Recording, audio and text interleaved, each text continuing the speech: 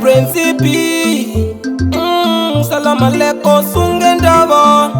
kumbi vasvika aya ndo mashura ndichiraura hove kwa kubata chura imi simbi yanengura dai ndakaziva asi nguva yatokura mwari vakukomborere zvauri Jehovha wakauya kuzopa nekuparadza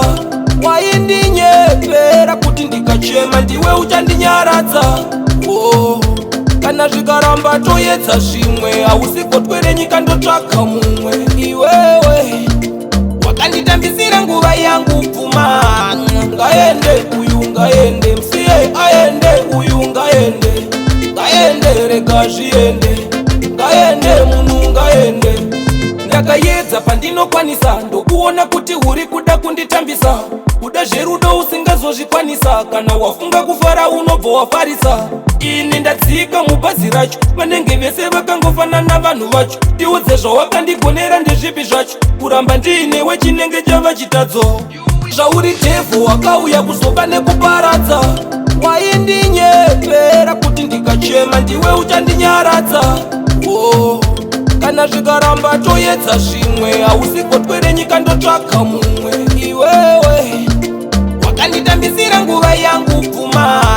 ngaende uyu ngaende musiye aende uyu ngaende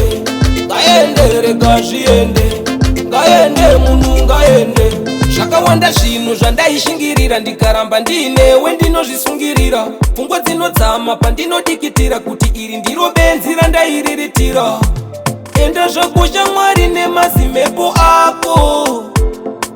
tsvaga anowirirana nemanyepo ako mwari vakukomborere zvauri Jehovha wakauya kuzopa nekuparadza waindinyepera kuti ndikachema ndiwe uchandinyaradza kana zvikaramba toedza zvimwe hausikotwere nyika ndotsvaka mumwe iwewe wakanditambisira nguva yangu pfuma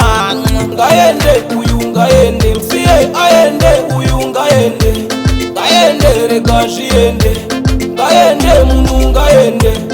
ndakaedza pandinokwanisa ndokuona kuti uri kuda kunditambisa kuda zverudo usingazozvikwanisa kana wafunga kufara unobva wafarisa ini ndadzika mubhazi racho vanenge vese vakangofanana vanhu vacho ndiudze zvawakandigonera ndezvipi zvacho kuramba ndiinewe chinenge chava chitadzo zvauri Jehovha wakauya kuzopa nekuparadza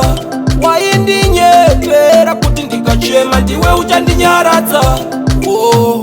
kana zvikaramba toedza zvimwe hausikotwere nyika ndotsvaka mumwe iwewe wakanditambisira nguva yangu pfuma ngaende uyu ngaende musiye aende uyu ngaende rega zviende ngaende munhu ngaende